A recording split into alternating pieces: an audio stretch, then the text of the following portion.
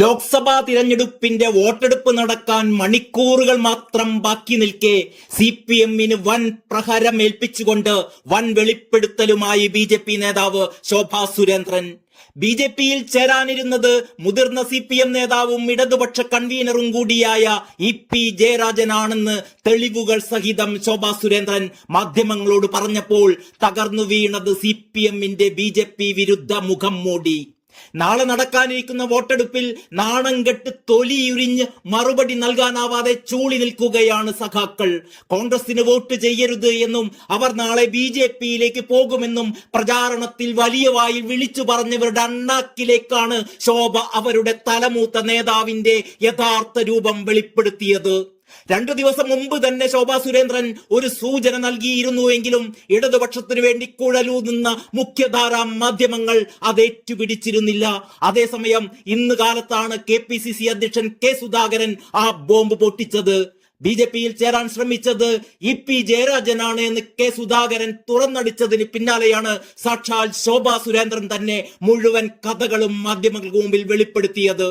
തലയെടുപ്പുള്ള കണ്ണൂരിലെ CPM നേതാവ് BJP-യിലേക്ക് വരാൻ താല്പര്യം പ്രകടിപ്പിച്ചിരുന്നു എന്നായിരുന്നു കഴിഞ്ഞ ദിവസം ശോഭാ സുരേന്ദ്രൻ പറഞ്ഞിരുന്നത്. EP ജയരാജൻ BJP-യിൽ ചേരാൻ തീരുമാനിച്ചിരുന്നു. ഇക്കാര്യത്തിൽ 90% തീരുമാനമായതാണ്. പിന്നീട് കണ്ണൂരിലെ CPM കൊട്ടേഷൻ സംഘങ്ങളുടെ ഭീഷണി ഭയന്ന് പിന്മാറുകയാണ് ചെയ്തത്.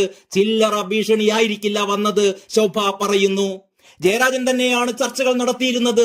EP-യുടെ മകന്റെ നമ്പറിൽ നിന്നാണ് തന്നെ ആദ്യം ബന്ധപ്പെട്ടത് എന്നും ശോഭ പറയുന്നു. മറ്റു പാർട്ടികളിലെ ഉന്നത നേതാക്കളെ പാർട്ടിയിൽ ചേർക്കുന്നതിനുള്ള പ്രത്യേക ചുമതല പാർട്ടി തന്നെ ഏൽപ്പിച്ചതാണ്. അതിന്റെ ഭാഗമായാണ് ജയരാജൻ വന്നത്. ഇത് സംബന്ധിച്ചുള്ള വാട്സപ്പ് സന്ദേശവും ശോഭ ഹാജരാക്കി. EP എന്തുകൊണ്ടാണ് BJP-യിൽ ചേരാതെ പിന്മാറിയത് എന്ന് മുഖ്യമന്ത്രി പിണറായി വിജയൻ അറിയാമെന്നും കൂടി ശോഭ പറഞ്ഞു. ഭീഷണി മൂലമാണ് ജയരാജൻ പിന്മാറിയത്. ജയരാജൻ അറിയാം ചില്ലറ ഭീഷണിയല്ല ഉള്ളതെന്ന്. സ്വന്തം പ്രസ്ഥാനത്തിനകത്തുള്ളവർക്ക് പോലും കൊട്ടേഷൻ കൊടുക്കാൻ മടിയില്ലാത്ത കേരളത്തിന്റെ മുഖ്യമന്ത്രി പിണറായി വിജയനെയും ആ സംഘടനയെയും ഭയപ്പെട്ടതുകൊണ്ടാണ് ജയരാജൻ ഒളിച്ചോട്ടം നടത്തിയത്. EP-യും ഭാര്യയും ജീവിച്ചിരിക്കണമെന്ന് തനിക്ക് ആഗ്രഹമുണ്ടെന്നും ശോഭാ സുരേന്ദ്രൻ കൂട്ടിച്ചേർത്തു.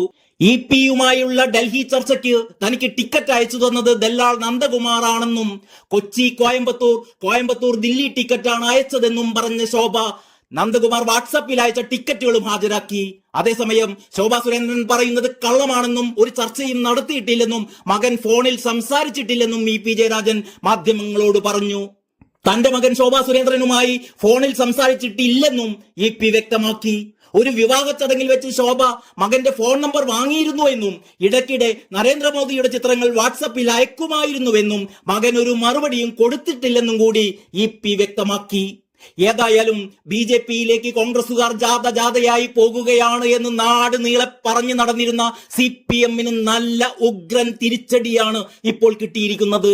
BJP-ക്കെതിരെ നിലപാടെടുക്കുന്നത് കോൺഗ്രസ് അല്ല CPM ആണെന്ന് പ്രചരിപ്പിച്ച് ന്യൂനപക്ഷ വോട്ടുകൾ പെട്ടിയിലാക്കാൻ CPM കഴിഞ്ഞ ദിവസങ്ങളിൽ നടത്തിയ കള്ളപ്രചരണങ്ങൾ 8 നിലയിലല്ല 16 നിലയിലാണ് പൊട്ടിപ്പൊളിഞ്ഞത്. CPM-ന്റെ BJP വിരുദ്ധ മുഖം മൂടിയാണ് അഴിഞ്ഞു വീണിരിക്കുന്നത്. UDF തരംഗമാണ് കേരളത്തിലെന്ന് മിക്കവാറും തിരഞ്ഞെടുപ്പ് നിരീക്ഷകർ അഭിപ്രായപ്പെട്ടിരിക്കുന്ന ഈ സാഹചര്യത്തിൽ ഈ പുതിയ വെളിപ്പെടുത്തലുകൾ കൂടി പുറത്തു വന്നതോടെ CPM-ന്റെ സ്ഥിതി കൂടുതൽ പരുങ്ങലിലാവുകയാണ്. തലയിൽ മുണ്ടിട്ട് പുറത്തിറങ്ങേണ്ട അവസ്ഥയിലാണ് സഖാക്കൾ. ഇനി ആരൊക്കെയാണ് EP-ക്ക് പിന്നാലെ താമരപ്പൊയ്കയിൽ ഇറങ്ങാൻ ക്യൂ നിൽക്കുന്നതെന്ന് കാത്തിരുന്ന് തന്നെ കാണാം. ബംഗാളും ത്രിപുരയും ഒക്കെ ആവർത്തിക്കാൻ പോകുകയാണോ കേരളത്തിലും എന്നാണ് കാത്തിരുന്ന് കാണേണ്ടത്. നന്ദി, നമസ്കാരം.